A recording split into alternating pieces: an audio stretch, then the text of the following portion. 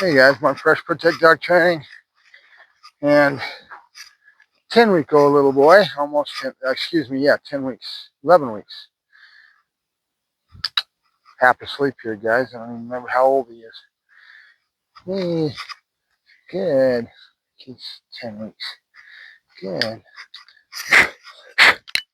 Clicker's got sand in it with all this sand out in the high desert. Good. And what I got to do is start doing some things to level him off as far as his good. Nope. And I'm doing basically negative punishment. Yesterday I started talking and I realized when I got done that I was mixing up my negative and positive. Not mentally, in other words, in my head I know what I'm doing, but verbalizing it, and that is important that you guys understand it. Just remember, the easy way to understand the scientists with their scientific terminology that they put in when they started to do their naming of things. Negative is taking something away and positive is adding something, right? So if I do this, no, and I bring it back away from him and I give him a negative, not letting him have it, that is negative. I'm taking it away, right? If I add punishment, if I add a correction, an aversive, that would be positive punishment, right? So usually that's how I remember. Always negative means you're taking it away and positive means you're adding, right? Yeah, nope, nope, no, no, no. Good. So what I'm trying to do, I want to do this early on with all this pent-up energy and try to convey the thought to him, keep working on it till he understands it, that he's getting it taken away from him. Nope. No. And it's going to take some work, isn't it? Right? Because his young brain and his energy levels are way over the top. And so it's not an easy thing.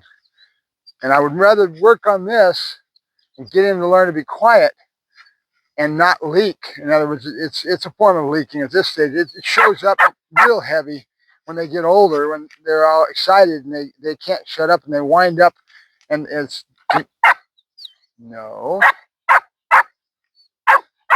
no, no, nope. And I've just got to wait for him to find the answer. Good. Good. Keep playing with it on different edges, different ways. Remember, just because I have a behavior I'm trying to work on, I'm trying to convey a thought like something like this with the barking, you have to come at it in different ways and different locations that all mean the same thing to him in a general way.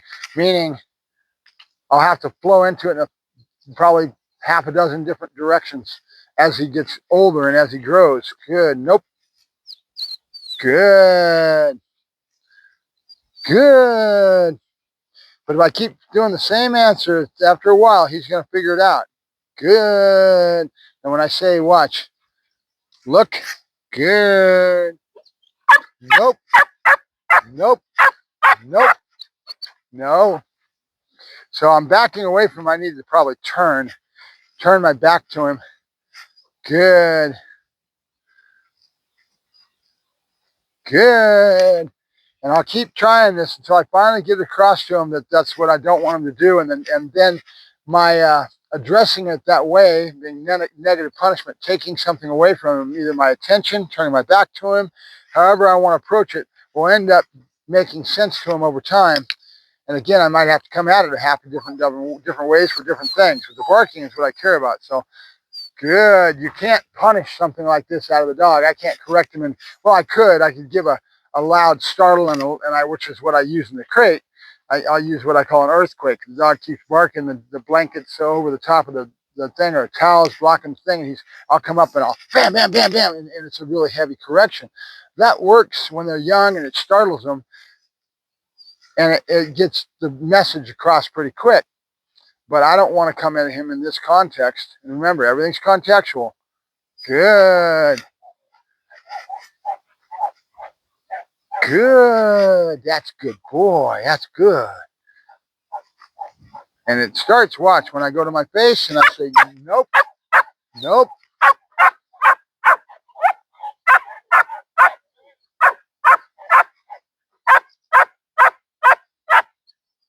Good. Good. I'm waiting for him to try to figure out where the answer is at. Good. And if he stops barking even a second, timing is why we talk about timing. Good. Good. Good. So this is a great example of behavior coming from the animal that's, how do I solve it? How do I correct it? Well, it's not a matter of good. First is the spot, where is the behavior coming from? It's right when I put my hands to my face and he's got a dopamine dump on the excitement from the wanting the food, right? Good. There you go. And then when I start trying to increase my time level, good. That builds up to a point he can't handle it. He starts barking, getting out of excitement, thinking that's what's going to get him what he wants. So I've got to figure out a way, and it's negative punishment. I know the answer. Good.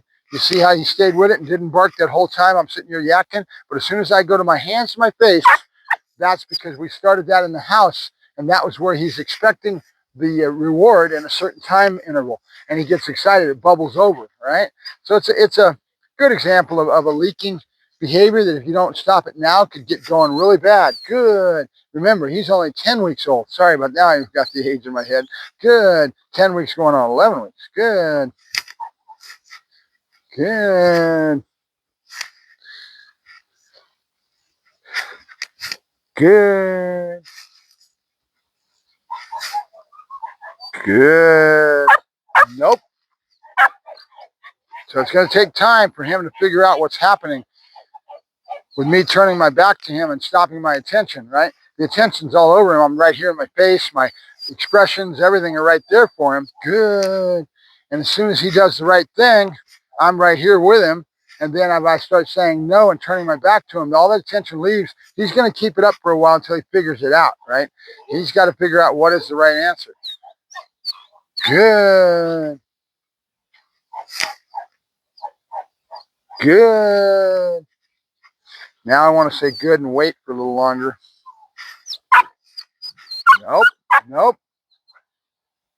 Good. Now he's not sitting, but that's all right. I don't care about that. I care about the noise he's making, the barking. Nope. Good. Nope.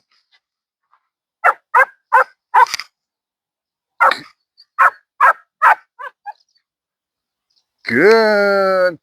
His little brain's going, what the hell is going on here? So you're not going to get any success till he understands the concept you're trying to convey to him. Good. And it's not easy. That's why I love my Dutch Shepherd. They're a challenge. They're very smart, very intelligent.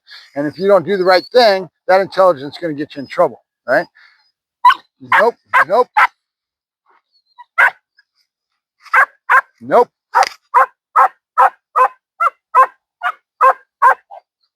Good.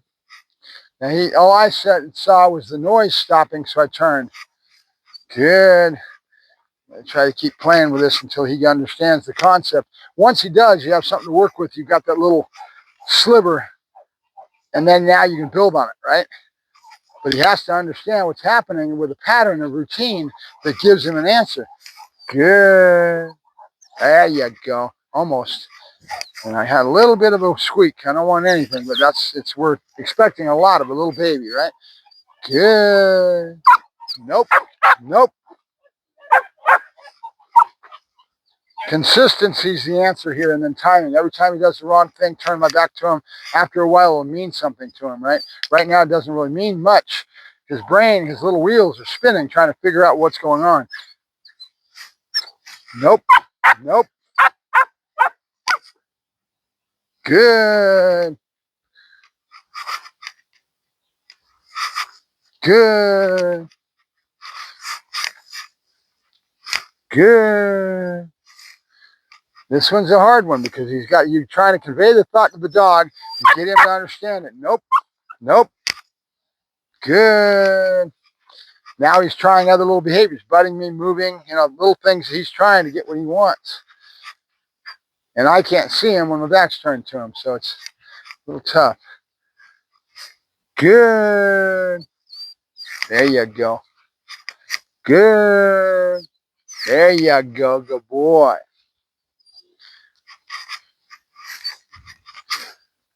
Good. Nope. Nope.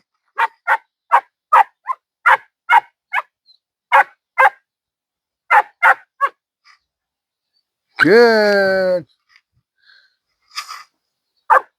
Nope.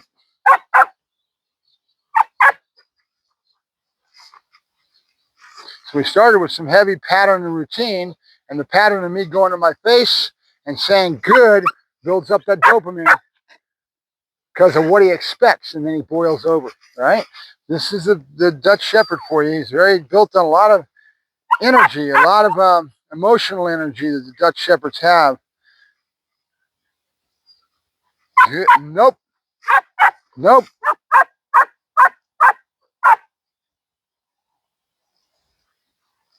Good. Come on. This one's a very hard one because his mental age, his maturity, how are you going to convey the thought to him? Not easy task. Good. So, nope. Good. Good.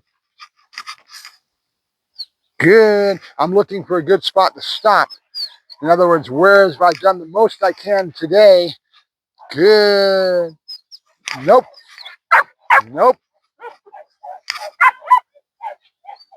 Good. Where have I done the most to be able to stop the behavior and for him to understand? That's more importantly, right? Conveying the concept to the dog. Good. Good. He's holding when I put my hands to my mouth. As soon as I say good, he knows he's got to wait, and that's where it bubbles over. Good. Nope. Nope.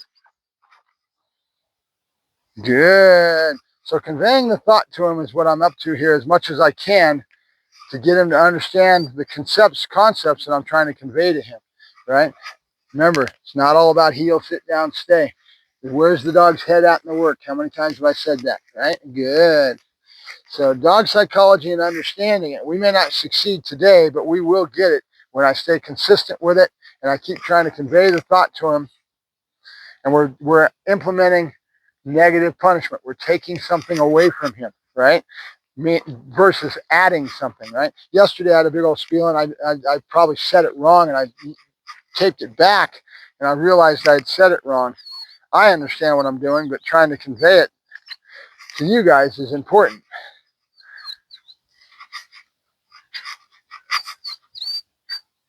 Good. There you go. Good boy.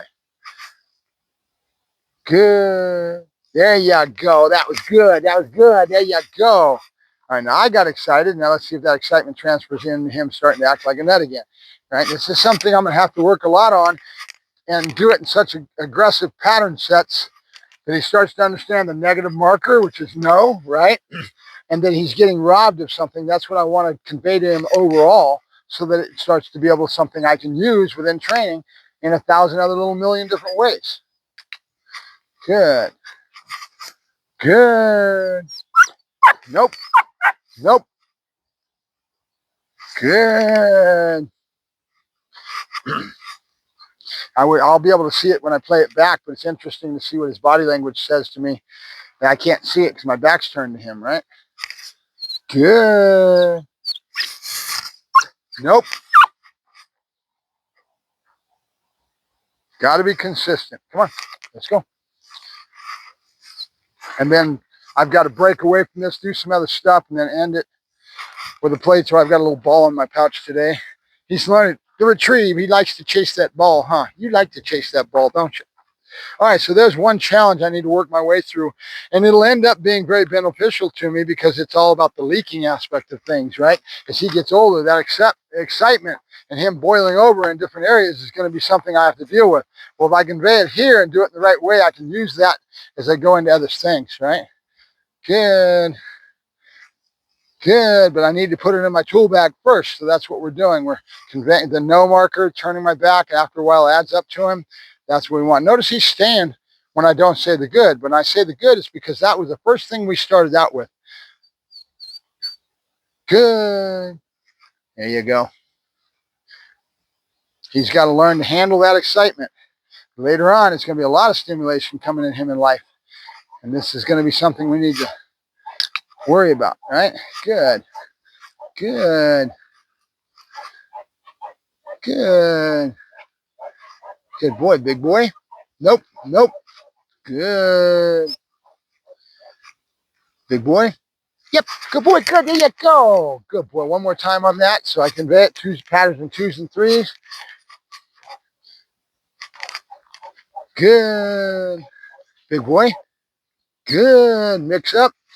Instead of bouncing away, I gave him the good marker again. Good. Good. Yeah, that's what I love Dutchies for, because they're so damn smart. It's hard sometimes to understand what's going on and be ahead of the game enough that you don't get yourself in trouble. This dog ends up with that barking, and pretty soon that barking goes into all kinds of areas, and you're hurting, right? And then he learns to bark. Good. We want him to bark later, but we'll teach him when the right time is. I want him silent more than I do that, to be honest with you, and I want him to understand how to control his emotional states of mind. Good.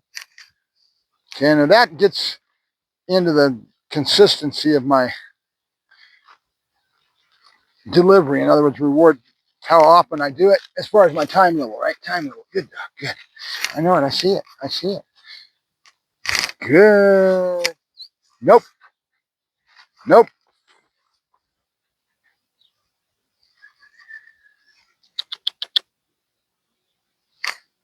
Good.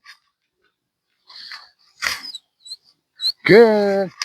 And he's awful young right now, emotionally, maturity-wise, at his age, to be able to handle a lot of these concepts. But if you start now and get it across to him, what it's going to take is 3, 4, 5, 6 sessions till the same thing happens all the time, that he ends up figuring it out. So consistency in what you're doing, and then timing. Right when I say it, I turn my back to him and build that in my toolbox to where I have it to use, right? And I'll be able to use it in other locations as well. It's kind of like variable reward. If you implement variable reward, after a while, the dog starts to understand it. You can start using variable reward and all kinds of things to get what you want to out of variable reward. Variable reward is all about building consistency and more drive into the work. And what I mean by that is, in other words, how consistency is, and then intensity into that it gives you in that variable reward stage. Good. Good. Nope. Nope.